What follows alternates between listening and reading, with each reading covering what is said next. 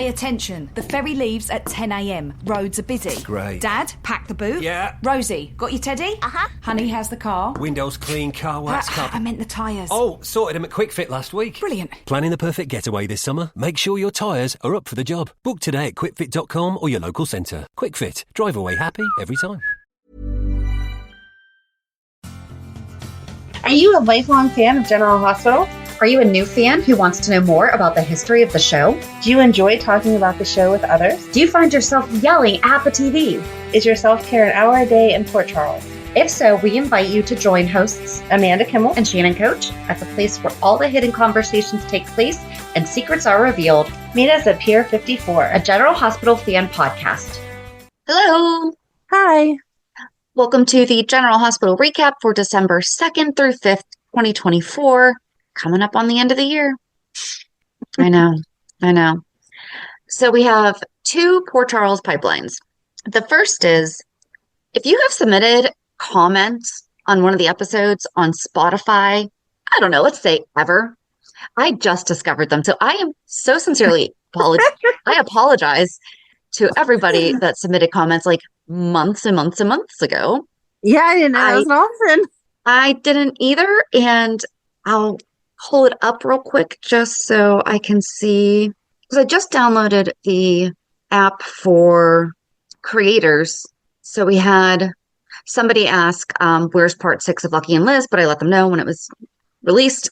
Mm-hmm. I'm not going to read all the comments all the time, but I kind of feel like some of these people really didn't get acknowledged. So I'll do it now.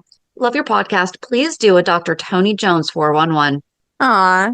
And then it says, I would like to see them back together, but I have a feeling Jason and Jordan forgot that they sent Franco to Pine Valley, so David Haywood could have saved him and forgot about it.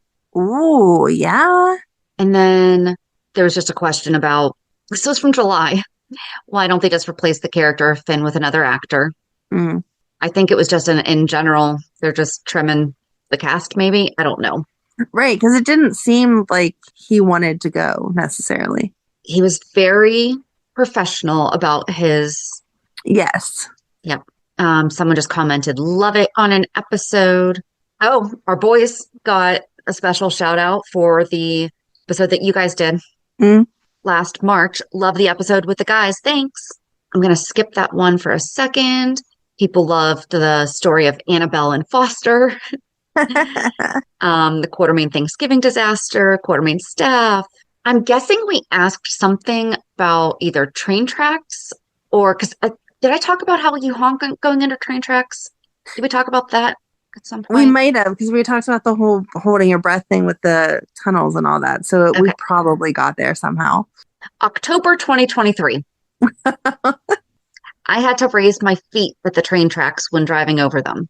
So I'm guessing I feel like I remember we were on some kind of like a superstition kick. Whew. August 2023. I don't feel like that's relevant anymore. Oh, when we did L&B Records, now that Frisco was fired from the WSB, he can come back and manage L&B or his own music career or his own music company. Amazing. Sorry. Yeah. Mm-hmm. That would have been good. That was from a year ago.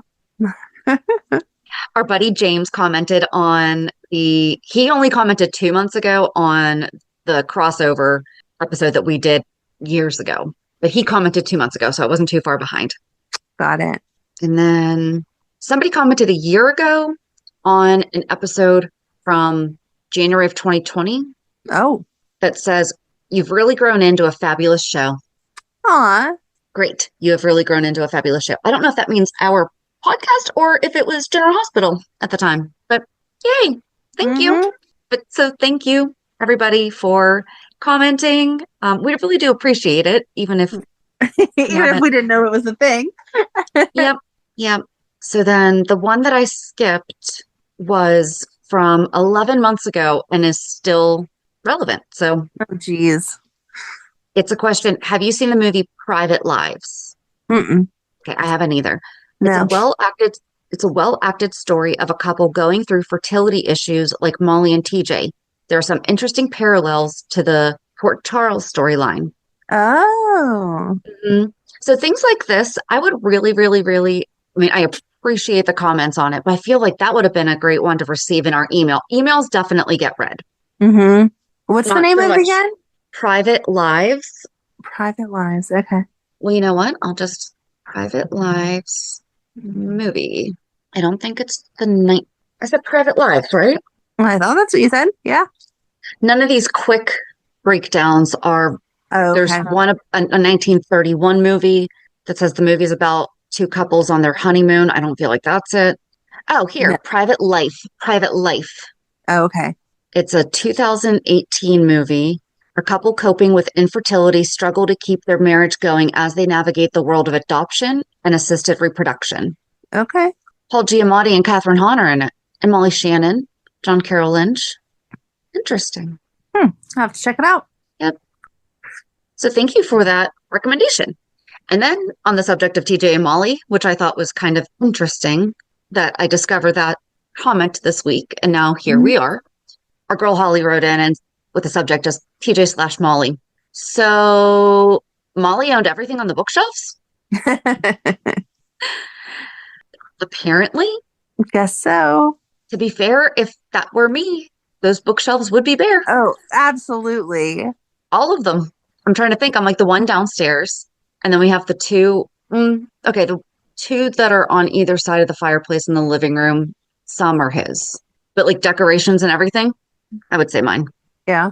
But that's the thing. They didn't just have books on it. They had knickknacks and whatnot. So Right. But she probably decorated. So yeah. I do agree with that, though. Like, I agree with the sentiment behind that because it's like, yeah, she really wasn't even leaving him any decorations. It's not like she's mad at him. Right. You know, and we'll get to that. But you have anything? Nope. So this upcoming Port Charles 411 will be Lucky Part 15, Oh my God. I think. So guys, here's what happened. I might have messed up the order of something, and I don't know. I honestly have no idea. I don't know if I Yeah. did either. So, it's Lucky Part 14, not 15. Okay. Not yet. But it gets weird for a little bit. Just hang in there. I feel like it's not even weird. It's just that there was like that opening sentence that kind of came out of nowhere. Mhm. Like we were missing a chunk of information. I don't think it really pertained to the Lucky storyline at all. Like we got to follow where he was at and who was looking for him and stuff. But it was just a weird, either unnecessary piece of information or we needed more information. It just kind of stuck in. Yep. So we're getting there. And I thought, should we take mini break and do like mini Lulu? But then I feel like they've talked about her enough. Yeah. Over the past years. Right. That even if you don't know Lulu's story, I feel like because we have Rocco and everyone, it's absolutely we should do a Lulu 411, but I don't think it's as important as Lucky being really gone for a really like over a decade. Yeah. And almost never being referenced and all that. Right. So we could do a Lulu next even and then go back to Bobby now that she's like around and doing stuff. But they're doing a really good job of referencing stuff. Like even the fact of like her and Dustin, like they mentioned, oh, okay, she was with Dustin proposed, blah, blah, blah. Even if you didn't know the story, you can draw that conclusion there of like, oh, okay, her and Dante weren't together. She was moving. Exactly. And I mean, Maxie's even talked about it with, you know, oh, she was about to tell Dante that she loved him still. And all right. So we'll hold that for a second. For Hulu headlines, Monday, Lulu is in for several shocks. How did she not pull a stitch is a whole other question. Lucky delivers news to Laura. TJ and Molly make a big decision. Alexis and Rick have it out. Jason's announcement rocks Drew. On Tuesday, Laura confides in Anna. Dante visits Maxie. Danny opens up to Jason and Carly. Jason receives an urgent request. Rick defends his actions. On Wednesday, Laura breaks bad news. Anna is racked with guilt. Rick makes an admission to Ava. Jordan advises Curtis. Brook Lynn is uneasy. On Thursday, Jason makes Brennan an offer. Dante seeks Sonny's advice, which I thought was so interestingly worded. Isaiah shares personal news with Jordan. TJ opens up to Curtis. Carly makes a risky move. And then on Friday, Elizabeth is determined to get answers about Sam. Ava makes a demand. Brad gets intel about Lucas, Lois has a realization, and Molly pleads with Kristina. So where are we starting? I feel like we can start with Lulu since we were just talking about it. So basically we started out the week. They still didn't know where she was. They're trying to figure out, like Laura and Lucky are still trying to figure out where she is. And then she has a nice conversation with Dante, and he did a really good job of trying to fill her in on stuff, but not tell her any devastating news. Like he was really, really trying to be sensitive to not, I don't know if he just didn't want to be the one to tell her or if he just didn't want to overwhelm her, probably a combination of both. But he tried to tell her minimal information. And then it was time that Dante took her back to Laura's house. And then she got to see Lucky, and that was cute, like seeing them reunite and her call him out on like, why are you here? This is not your stomping ground. Like, I know this is not normal. And then she assumed that he was the donor because he talked about that. So Lucky was just like, hey, I got a bunch of bad news I'm going to tell you real quick, and you'll just have to figure it out. Because he told her about Sam dying. He told her about Luke dying. That was like devastating. And then poor Laura comes in and is like, I'm so glad to see you. I can't believe you're awake, blah, blah, blah, blah, blah. I felt like that was a weird, awkward exchange between her and Kevin. Like, how so? I know he's very professional all the time, but he was just like, hey, glad that you're okay if you need to talk. Right. He took a little nap there. Right, exactly. Hope you feel rested. And I know they were adults whenever Laura and him got together, so it's not the same as like a stepdad from whenever you were kids, but still, it was just kind of like they threw him in there. As I was watching it and they showed like the headshots for the day, I was even like, oh, look, we're getting Kevin today. He's going to say hi to Lulu, and then that's it. And that was pretty much all it was. So, but yeah, then Laura's like, hey, let me tell you some more bad news. And goes on to tell her about Nicholas being in jail, which she had also heard from Lucky, and then explains who Ace is, and that was cute. And then she's like, oh yeah, by the way, Spencer's gone too. Yeah. So I was waiting for Lulu to be like, you know what, I'm going back to bed. Like, I don't know what's going on, but this is too much. Right. Well, and Lucky also had to break to her that Cyrus is her uncle. Right. Yeah, because she was like, he kept saying he was my uncle. Like, this is ridiculous. And Lucky's like, actually, he is your uncle. So, but I like that Laura was on top of it with her restraining order. Did she hear him say that he was her uncle? I thought that Lucky just broke it to her like, oh, by the way, this is why he was there. He's your uncle. He wasn't. Yes, could he be there for other reasons? Absolutely. But like, that's how he's getting in there is because he's your uncle. And so he's just like, oh, that's my niece. I thought that she heard him last week whenever he was talking about moving her to South Carolina. I thought that she said something.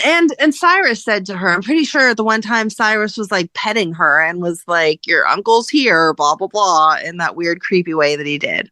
Yeah. But I think that she did hear from him. I think she just didn't believe it and thought he was just saying that to get his way in. But yeah, it was so heartbreaking though when Rocco was like, I thought I was about ready to lose your voice and you're here again and I'm never gonna have. I'm like, oh. But seriously, she's doing all these big hugs. Like, how is she not pulling out those stitches? Or I like how she waits until, like, she didn't ask Dante. She didn't ask. It was not until she asked Lucky, like, by the way, I have a scar. What happened to me? Right? Wasn't it Lucky that had to tell her that she had surgery? I don't think Dante did. Did Dante? I kind of thought it was Dante that told her that she had surgery. Maybe. But I could totally be wrong. Like, I can see her standing there and whoever telling her and her being like, what the heck was wrong? And I needed a liver transplant. But I can't remember which one of them it was that told her. Oh my gosh, totally drawing a blank there. I think it was so weird when he walked through the door and she's like, hey, long time no see. I mean, she's not wrong. I mean, she's not, but all right, this is too long to read. We're not going to worry about it. But yeah, she had a lot of catching up to do. It was a lot of information all at once. I mean, she handled it pretty well. I feel like she didn't have a mental breakdown or anything. So, It was Dante told her that Cyrus was her uncle, Laura's half-brother, and she says it's crazy, no way. And he says that he went to jail, found God and peace, told Laura that Laura told GH that he couldn't be anywhere near Lulu. And then she tells Dante that Turning Woods didn't get the memo because he was planning on moving her to South Carolina. And then he was like, so by the way, how'd you get here? She's like, I hitchhiked. Yes. I was disappointed. Later, though, so after Lulu goes to her mom's house, they show Dante meeting up with Cody and starts talking about how crazy it is that she hitchhiked. And Cody's like, actually, it's not crazy because I picked up a hitchhiker today, blah, blah, blah, blah, blah. And Dante kind of gets like upset with him. Like, you didn't realize that was Lulu? And he's like, no, I didn't know she was awake. Why would I assume that was Lulu no matter what? Because he spent a day staring at her. No, she's supposed to be in a coma. Still, okay, his reaction at least could have been, I thought she looked familiar. That's true. He could have said that because it is odd that he didn't recall anything. But even if I saw someone that looked like someone that I thought was in a coma, I would not assume it was coma person. So I get that he should have had some kind of, like you said, oh, she kind of looks familiar or whatever. But just like drawing that conclusion firsthand, no. Yeah. But that was cute seeing them like kind of talk over everything. And then Brook Lynn shows up and is like, what are you doing? You're not answering my grandma's calls. She's interrupting my grown-up time with my husband and we're trying to accomplish something. So like answer the phone calls. And then that's whenever Dante's like, oh yeah, Tracy will be in a good mood as long as once she hears what's going on, blah, blah, blah with Lulu and stuff. And then they referenced the stuff with Dante and Brook Lynn from back in the day. Yep. I thought they were never a couple. Are we rewriting history here? We're rewriting when they were both younger. Okay, because Cody's like, we didn't know. Like, we got Brook Lynn when she was a teen for a little bit. But for the most part, she spent most of her life in Bensonhurst. Yes. So I think that we're just basically rewriting stuff that we didn't see and that we've just never talked about. But are they going to try to make it seem like this baby that we're going to say that Brook Lynn had when she was younger, or miscarriage or abortion or whatever it's going to end up being, is Dante's baby? That's what I said last week. And I said I didn't want it to happen, but it looks like it's going to happen. But before it didn't make sense. I was like, it still doesn't make sense because it's not how it happened. But when you said that, I was like, no, they're not going to do that because Brook Lynn and Dante were not together. She tried to mess with their relationship and they didn't end up hooking up. So it's not a big deal. I don't think it's that time. I think it's when they were younger. Way younger. Yeah. Because Cody's like, oh, she wanted to relive the relationship. They never had a relationship. We never, when Brook Lynn first came, we never heard about them having, she had a crush on him. They weren't together. Right. I mean, summer camp romance is a real thing, but we would have at least heard of, oh yeah, you remember that 2 weeks we were together in 1999, Right. And then we came back from camp and we're like, oh no, not going to happen. Yeah. That's what I think is they'll have had some scandalous time during camp. But I still feel like that's like, I want to know how it's going to play out with the whole Cody story too. Because Cody took the blame for something for Dante. It wouldn't be for a baby because then Brook Lynn would have said something about that. Like to the three of them. Like, oh, that time I got knocked up and Cody took the blame even though it was Dante's. I don't remember if when Cody arrived, Brook Lynn recognized him, like that she remembered him. I could be wrong, but I'm trying to think, like, I feel like this is newer that we're referencing that the three of them knew each other. Right. No, you're right. I don't remember her being like, oh, hey, that's Cody. It has to be something with pregnancy and the baby and stuff. Because the look on her face after Chase said, I can't wait to see you with your pregnant belly. Unless she's thinking about the time that she faked it, which I doubt. No. And Chase was aware of all of that. Exactly. I don't know. I don't like their rewrites, but now I want to know how they're going to rewrite this because we've been hung up on this mystery of what did Cody do for Dante, that like Cody's like, oh, it's the bad, even though I wasn't the bad kid, I was labeled the bad kid because you couldn't take the blame. And now we're shifting something between Dante and Brook Lynn. No matter what it is, it's going to be weird. Yeah. Just don't let them be cousins, okay? Don't need any more of that. I don't know really where else that goes. Like, that was really all we saw of Cody, was him taking Lulu and then him talking to Dante about it. Well, I thought it was funny when Lucky told Laura. So before Laura or Lulu even made it home on Monday, Lucky told Laura, oh, hey, by the way, Lulu's not at Turning Woods anymore because, oh yeah, she's awake. And here's the footage of her leaving. And she's like, she looks determined. She's probably making her way back to Port Charles. And I guess Laura was down on the docks and there was some kind of an accident. And so she didn't have good reception, but no one left her a voicemail. Right. Even if you have bad reception, I swear, if that voicemail indicator can make it through anything. Yes, exactly. And I feel like she would have the transcript. Right. Even if, so don't leave that as a message. Hey, Laura, Lulu's awake. Kind of lost her. Sorry. Yeah. Didn't bother to leave a voicemail. No. And like no one at the police station ever called her? Nope. Oh, well, you know what? We can, because then we saw Laura had Cyrus arrested for stalking Lulu. Yeah. Yes, that was good. And Anna wants to have him stay overnight just to see if Turning Woods wants to press charges. Mm-hmm. And Laura's like, is that legal? And she's like, I don't know. Close enough. I mean, it might not be, but we'll find out tomorrow. Right. And Laura's getting the restraining order. So that's good. Yep. Oh, Maxie went to Dante to talk about Lulu being awake. When she was at the Quartermaine mansion and Rocco was saying about how he would go visit her and Maxie would take him sometimes. And she's like, oh, that explains the manicure. Yes, that was cute. So I like that they're paying attention to those little details. Yes.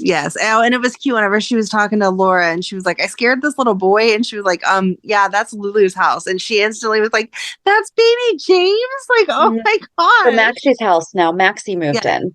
Yes. Yep. And then it was Maxie asked Dante, like, hey, have you told her about Sam? And he's like, well, it doesn't really matter, like in reference to their relationship. And he's like, well, it doesn't really matter because she was with Dustin and they had just gotten engaged right before he died too. Because we love doing this one too. Mm-hmm. And then they had a recreated flashback of Maxie and Lulu talking about Lulu should tell him how she feels. Right. And then Lucky is the one who filled her in on who Sam was to Dante and that, they had lived together. She had been helping take care of Rocco. And she talked about how she couldn't quite place the look on his face. And it was that he had just lost the woman that he loves. And part of me is like, yeah, but he also just gained back the woman that he loves. So it's like, he's probably like, what the heck? Right. Exactly. And then, oh, poor Danny. Danny was standing outside of the room. And I love him so much because he just went straight to Jason and talked to Jason and said, Lulu's, like Rocco's mom's back. Carly was there too. And we'll get to all that why. But he's just like, I am so happy for Rocco, but I'm jealous too. And both of them did such a great job of, dude, that is absolutely okay and normal to feel. You can absolutely be devastated for your own loss and so happy that this is happening for Rocco. Right. And I think that Rocco's going to understand it because he was just on the flip side. Right. So Rocco texted him looking for him and Jason and Carly were just like, listen, just kind of be honest. And, I like that they're all supporting the kids figuring this out. And that's what Jason summoned Drew, and Drew is surfing where? In New York in December. Mm-hmm. Yep. Maybe that ocean that Jack's built off of his house is heated. Oh, it's a heated ocean. Okay. It's a heated ocean, so you can surf there year round. Okay, that makes sense. So Jason tells Drew that he is moving back into the Quartermaine mansion, and Drew said, fine, then Scout and I are leaving. And Carly overhears and she's like, wait, what? And he's like, yeah, if Jason sets foot in that mansion, we're out. And she's like, do you remember what you said to Sam? Right. And more importantly, do you remember what you said to Scout? Because Scout literally just said that to the boys when they were talking. Mm-hmm. Daddy said, I can stay here. I don't have to go with him to New York. It's fine. you're going to turn around now and tell that little girl that you lied to her simply because you're mad because Jason's your brother and he's moving in. And he already spoke with Monica, so we're not going to get that scene. That makes me so sad. We're not even going to get that phone call. But I mean, yeah, I understand, but it makes me sad. I think it makes it more sad because we know why. Because she's not doing well. And it kind of sucks to know that we're probably just never going to see her again. Yeah.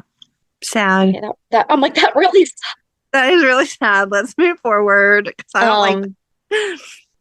Yeah, I mean, that was, but then so Dante, we'll stick on the kids. Dante goes to Sonny and is like, listen, you got a lot of baby mamas and you somehow kept us all together. That was great. But part of me is like, dude, you didn't come in the picture until you were in your 20s. Right, exactly. Like he talks about going off to play with the little kids because he didn't want to be part of the drama of the older kids.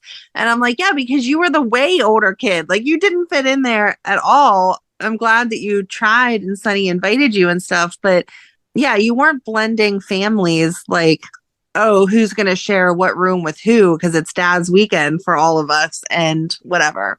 He kind of has now, though, with because it would have been Joss, Donna, Avery. Mm-hmm.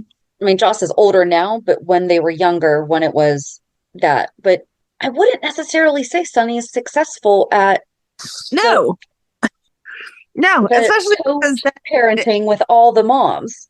Right. Like we saw this week, I'm not going to jump to like everything about the trial, but we saw this week that then he's having an argument with Ava about when she's going to get Avery. And there even now is Alexis who's arguing about the time that, not arguing like in a bad way, but arguing with Ava about, well, I had Sonny involved with Kristina's life, blah, blah, blah. So it's not like you had this happy Thanksgiving with all of your baby mamas showing up and it was one big happy family. There's still fights going on.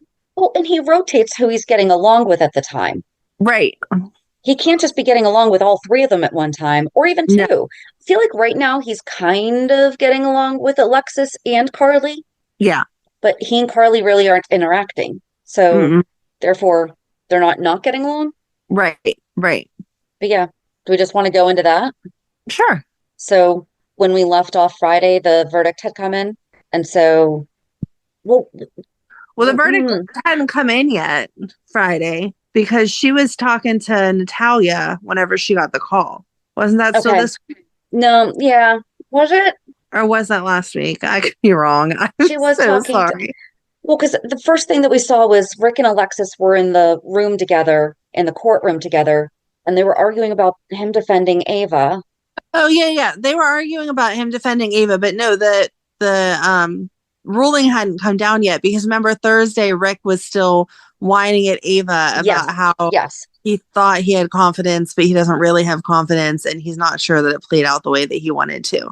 Yes, that's right. So they were still kind of like leaving the courthouse then? Yes. I guess that's what we were picking up was the ending of everything on Friday. Yes. Okay. Right. Of arguments.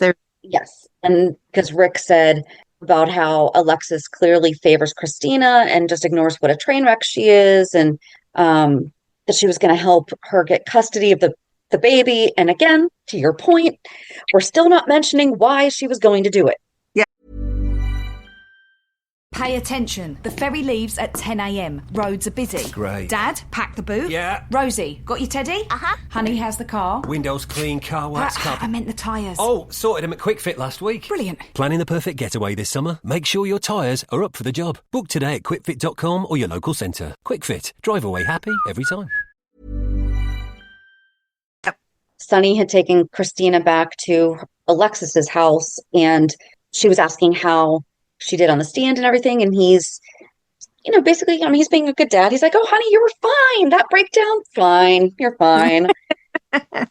Is Kristina going bad? Kristina's going to go bad, right?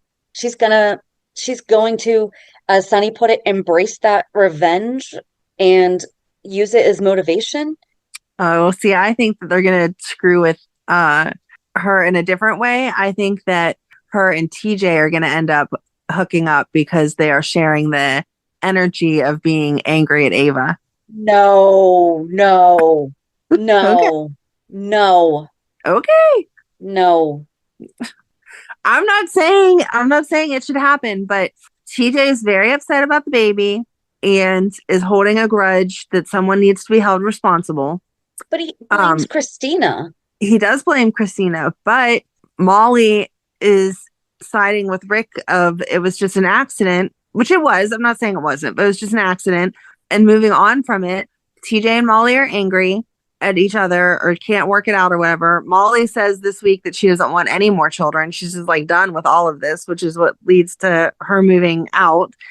And TJ's talking to, who was it? Lucas, about he doesn't know where to go because Molly's not at home or whatever. And I know Lucas says go to the boxing gym, but I just think at some point in time, he's going to end up either Kristina's going to be at the gym or something. They're going to end up somewhere in the same place. And he's going to say that he's angry and she's going to be like, I'm angry too. I'm sorry. It was Ava's fault, blah, blah, blah. And they're going to end up having a conversation and there's going to be a relationship there that's built on the revenge of the baby or the angriness of the baby.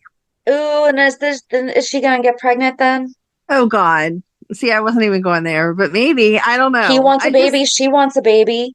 Right. Like they could replace, it would be their messed up thinking that they could replace the baby they lost by making another one. That would make sense. You took it there, not me, but that would make sense. You opened the door. I just walked through. I don't like it. I'm not saying I like it. That's the feeling I kept getting. Just, it felt like every time they talked about Kristina, then they flipped over to TJ. Like it felt like we were trying to make a connection there. Connection there. Oh. Yeah. See, I was picking up on Sonny asked her, do you want to come work for me? And then when she was talking about how like the only motivation that she has in the morning is to make sure that Ava pays. And he said something about, you have to harness that inner, which is then the flip side of what Rick said is that he didn't want Molly to destroy her life the way that he has based on revenge. So I think that it's really interesting that we're going to see Kristina do what Rick did. Yeah. Molly's not going to do what Sonny did because Sonny is still Sonny. Right. But Molly's doing the exact opposite. And her dad was successful, and Ava was found not guilty ultimately and that's what we discussed. It was, That's an interesting take. I would like to see that play out of Kristina following Rick's path. Not that I want to see it play out, but seeing what Kristina does as far as taking revenge and acting like Rick did, because he was crazy there for a while back in the day, and seeing how Molly responds to that of being like, you're acting like my dad, stop. Right. Well, Molly doesn't really know all that stuff about Rick, probably. Oh, Alexis called him out on sleeping with her daughter. Yes, she did. That was great. But because Kristina had that look on her face too. I mean, she was stunned when Ava was found not guilty, but she clocked out. Yeah. And I wonder if that's going to be kind of the catalyst for... Right. Maybe. I mean, I would like that better than seeing her end up with TJ, but I don't know. I just have a feeling. Yeah, because then Molly would have to be the prosecutor. Yeah. Oh, that was the other thing before they got the verdict. It was all this week. I'm sorry. Because Molly was telling Alexis what happened in the courtroom after she left. She's like, Kristina thinks that she's going to be found guilty. And Molly's like, no. No. That did not a chance, Mom. Sorry. Right. But yeah, Molly finally accepts that it was just an absolutely horrible accident. And when she and TJ get home, he is so hurt. And then he finds out that she's been able to talk to other people about her grief. But she even said, she's like, we're just grieving in different ways. And I don't think that up until really, really recently, it's not like he was constantly telling Molly, I need you. I need to talk to you about this. And she was just walking out the door. Right. He was kind of holding it in too. I don't like how quickly we're having them just be separated. I mean, it's one thing to be separated and I'm going to pack a suitcase and go to my mom's for the next week or whatever.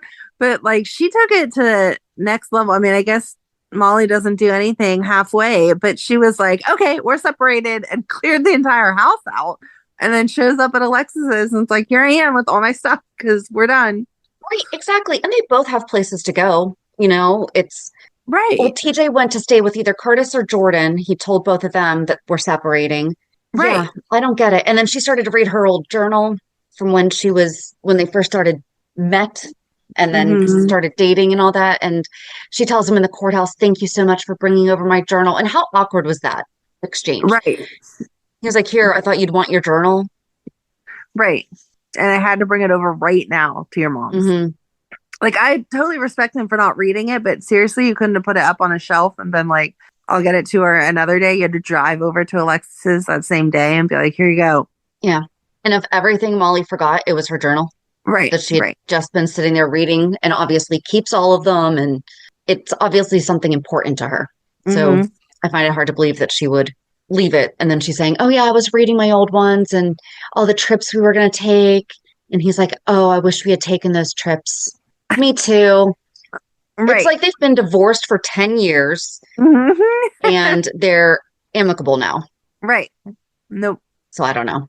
But yeah, she's supporting that it was a horrible accident. And he's like, "No, an accident's spraining your ankle, not knowingly going to a violent woman's hotel room while you're pregnant." Right. Right. So but I didn't understand what he wanted the verdict to be, though, because Kristina wasn't on trial no matter what. Like, even if they have said, if they said that Ava was guilty, then Ava would have got punished. Kristina wouldn't have. So they turned around and said Ava wasn't guilty. So if you had to put the blame on someone, then that would put the blame back on Kristina. So that should have been the outcome that he wanted. And he was still super angry. And then Molly was like, "I'm not blaming anyone." And she said to Kristina, like, "I did blame you. I said all kind of nasty stuff to you at the gravesite I shouldn't have said. Right. And I'm sorry I said it. But like, I was in the moment of grieving too. And now I just want to put it all past me." And then Kristina just went off and was like the worst ever because she was like, "Yeah, you don't care because you weren't really her mother." And that was awful. That was too much. That was it was. And then Alexis, that was how it cliffhangered Friday, was Alexis walking over to her and being like, "What the heck? Like, why would you even say that?" And of all the times for her to say it, that was not the one time. Like, there were definitely times where it's still a horrible thing to say. Right. It is a horrible thing to say. But if she would have said it back at the gravesite, that would have made sense, because Kristina was like honestly throwing herself on top of the gravesite and being so upset about it, and Molly wasn't. So for her to turn around and be like, "Yeah, you obviously aren't as upset about it as I am because you weren't really her mom," would have been an appropriate response to that circumstance at that time, even though it would have still been awful. But in the courtroom, it was just like, or in the courthouse, it was just like, whoa, you went far. Too far. I don't even know where to go from there. Oh, I guess we could talk about why Jordan was with Curtis to begin with. And he was telling her, "Oh, yeah, Michael was right. Oh, yeah. Drew is double-crossing me. He played the tape for me." And then he told her about how he thought that Drew and Willow had only kissed, but Michael is alluding to that there was more. And Jordan tells him to play both sides. Yeah. I don't think that's going to go well for him. I don't think it's going to go well for him either, but I'm not surprised that would be Jordan's advice. That's just kind of how she is. But he's not a deceitful person. No. So he's not going to be able to pull it off. And then all it's going to do is make both Drew and Michael mad at him. Yeah. Which is not going to go really well. No. Oh, Sonny and Kristina both talked to Natalia about her perjury. Yes. Yes. I like that interaction between her and Kristina being like, "I really did view it as my baby. And then Allie and I were going to be her parents, blah, blah, blah." And then it kind of hit Natalia like, wow, that would have been my grandchild then. Yep. So I think that's really it about all that. Yeah. Then we see Laura called Anna and asked to help find Valentin. Yeah, I'm like, what is going on with all of that? So Laura's talking to Anna about it. Then Anna goes to Brennan, and Brennan's like, "Yeah, I don't know how to help you." And then Jason goes to Brennan, and he's like, "Yeah, I don't know how to help you." And so then they have Carly go and put a bug under the desk, and she's like, "Oh, I did such a good job." No, you didn't. You stuck it right there. The normal cleaning lady, not even a WSB cleaning lady, a normal cleaning lady would see that and be like, "Oh, it's bugged." Yeah. I mean, at least have her just have her phone on record while she's talking to him or something. Right.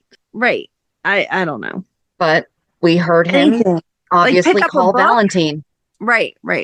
Well, and Jason flipped out because he's like, if you have Spinelli trying to find him and he can't, then he is hidden. He is beyond hidden. I did think it was clever when Spinelli said that they needed to save Charlotte from Valentin's web. That was cute. I don't know if they intentionally put Charlotte's web together. I'm sure they did. I thought that was clever. Yes. Or maybe Bradford added that there. So I did like that Laura told Lulu that Charlotte's not around. yeah. Oh, that was another hard thing. Yeah, poor Lulu, man. I'm telling you. Maybe we don't want those comas. Right. Not for that long. No. Yeah, that's 4 years is a long time. Ironically, the same amount of time that her mother was in a coma. Yeah. But it wasn't it must a coma. run in the family. Right?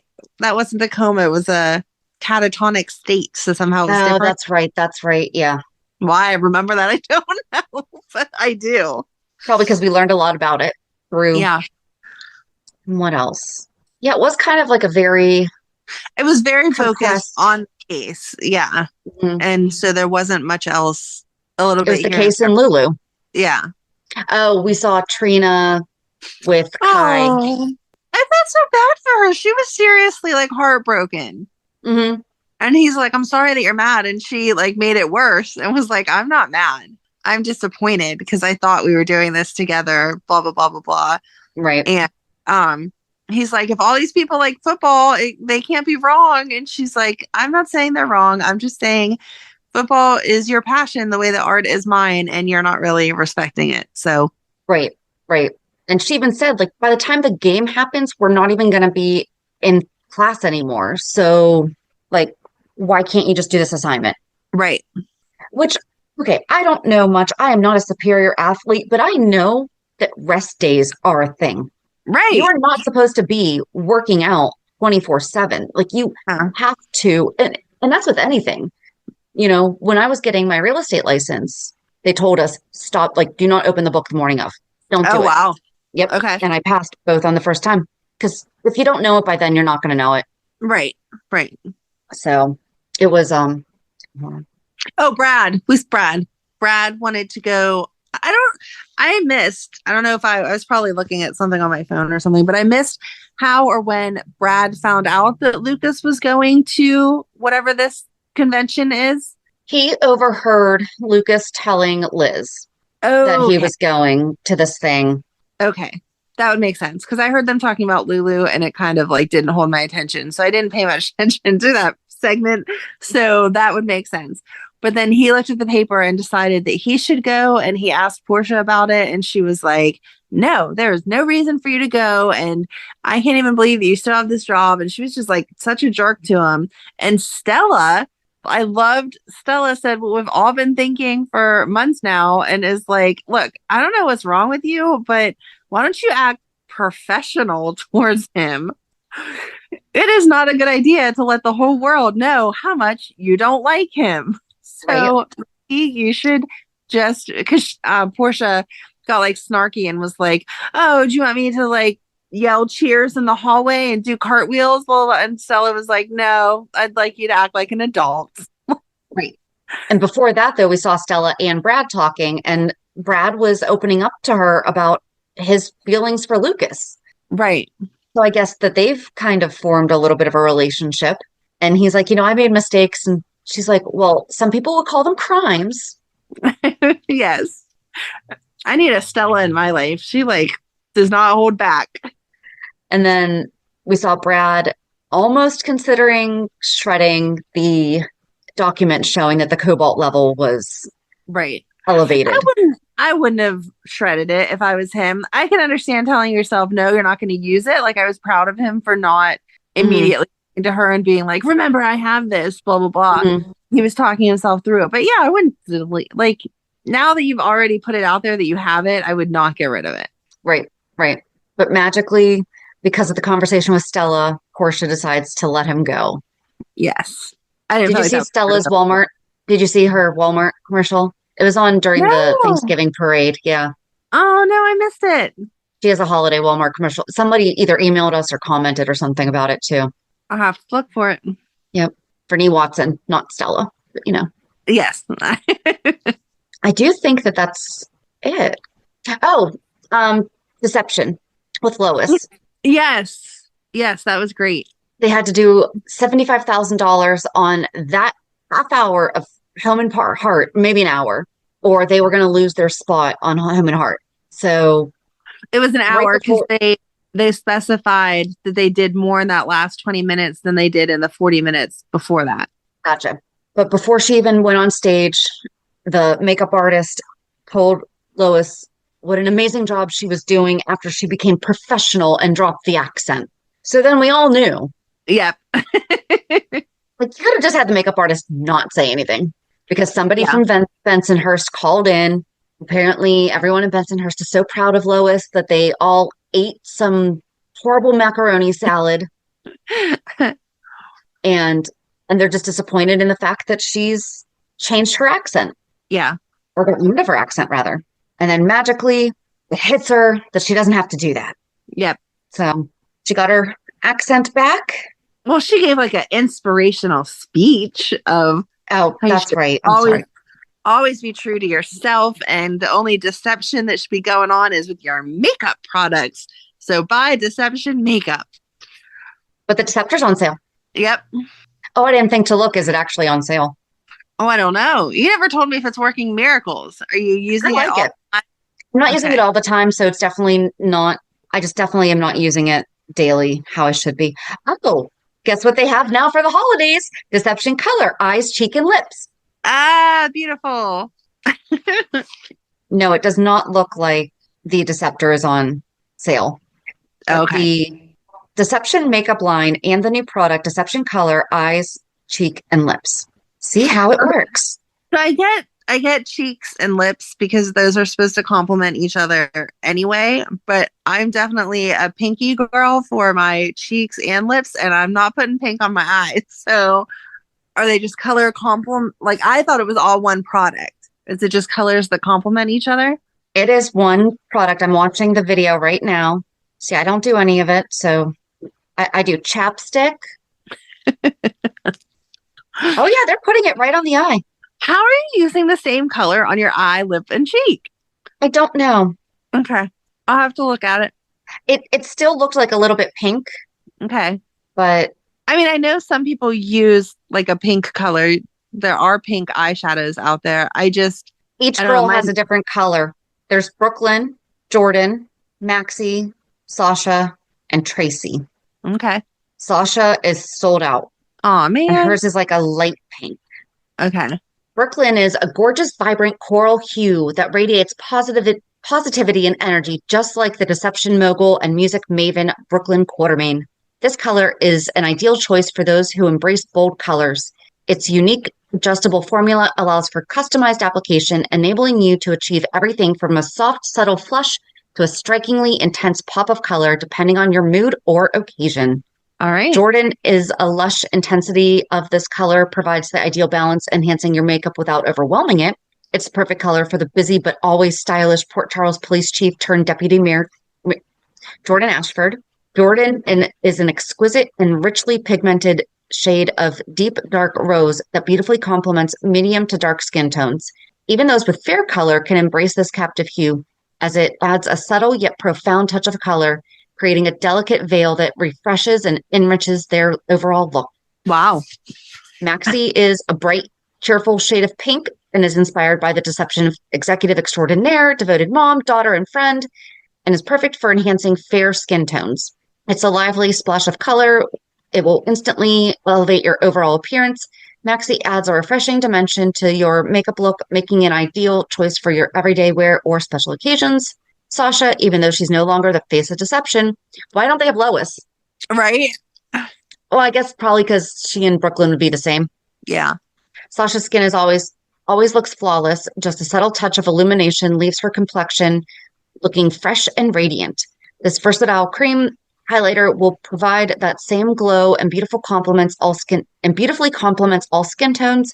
It glides on effortlessly, allowing you to enhance your features by applying it to key areas such as the tops of your cheekbones, arch of your eyebrow, and you can also blend it with your foundation to create an all-over face glow.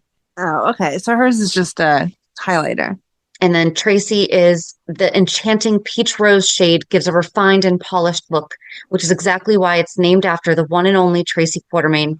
Tracy is a versatile hue that works wonderfully for both fair and medium skin tones and complements everyday wear beautifully. It's perfect for those who want to keep their makeup subtle and understated, allowing their natural beauty to shine through. That would be more of, I don't know, I'm bad at being a girl, so. Whatever. No, you're not. I'm horrible at makeup. My daughter tells me all the time I just need some eyeliner. So I let her do it. I used to wear eyeliner.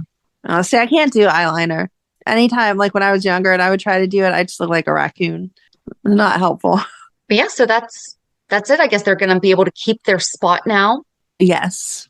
And Lois is back in the good graces of Bensonhurst. Right. And she got to walk past that makeup artist and be like, huh, so everyone liked my accent. Right. So it was cute. Whatever. Yeah. Hey, we got Lois back. That's what matters the most, is that we're done with the stupid, she's not from Brooklyn. Right. Or not from Bensonhurst. So.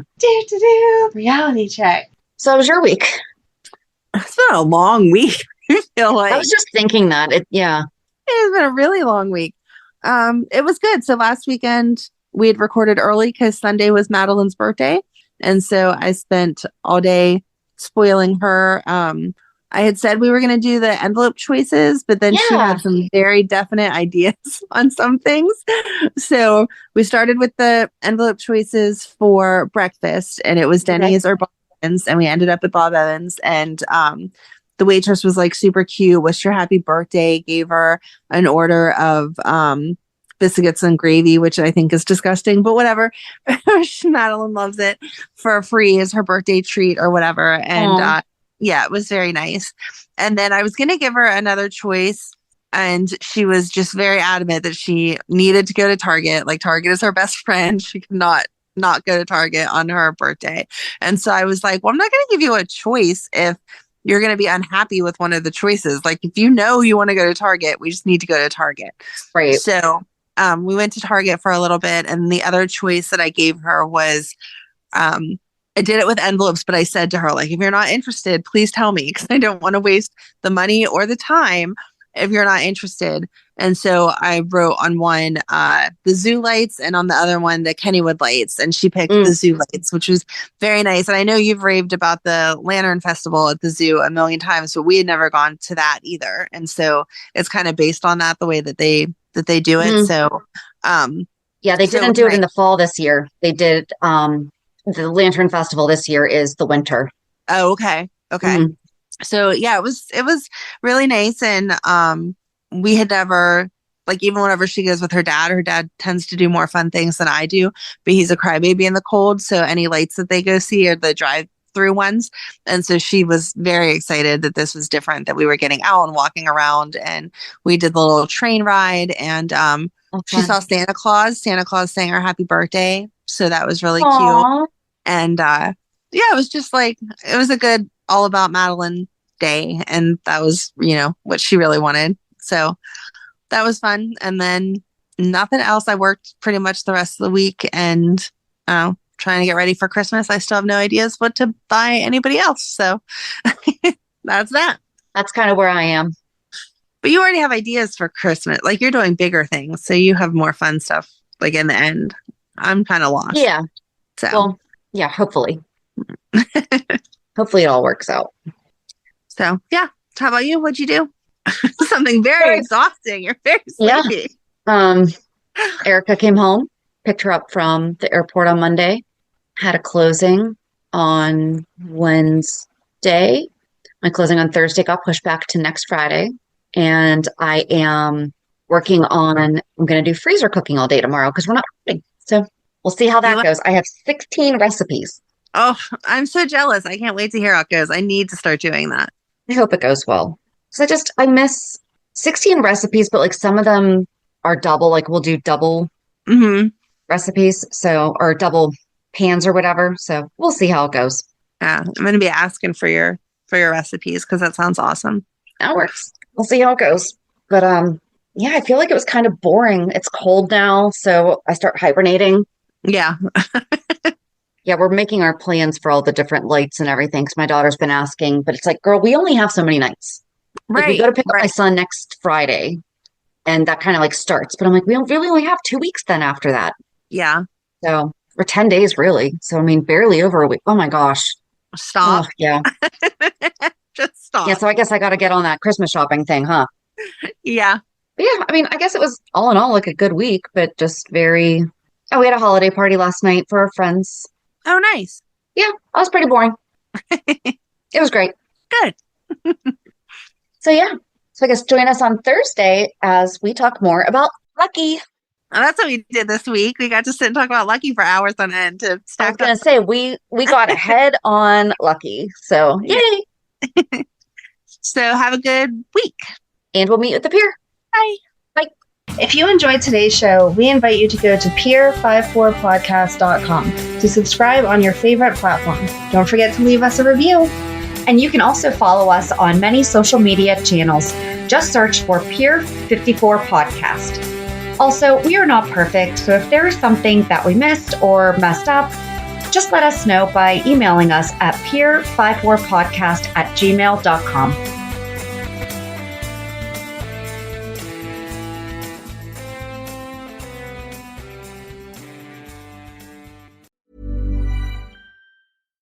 Pay attention. The ferry leaves at 10 a.m. Roads are busy. Great. Dad, pack the boot. Suitcases, Tetris style. Yeah. Rosie, got your teddy? Uh-huh. No going back this time. Honey, how's the car? Windows clean, car wax, carpets back. I meant the tyres. Oh, sorted them at Quick Fit last week. Brilliant. If things go to plan, it'll be smooth sailing. Planning the perfect getaway this summer? Make sure your tyres are up for the job. Book today at quickfit.com or your local centre. Quick Fit. Drive away happy every time. LifeLock, how can I help? The IRS said I filed my return, But I haven't. 1 in 4 tax-paying Americans has paid the price of identity fraud. What do I do? My refund, though. I'm freaking out. Don't worry, I can fix this. LifeLock fixes identity theft guaranteed and gets your money back with up to $3 million in coverage. I'm so relieved. No problem. I'll be with you every step of the way. 1 in 4 was a fraud-paying American. Not anymore. Save up to 40% your first year. Visit LifeLock.com/podcast. Terms apply.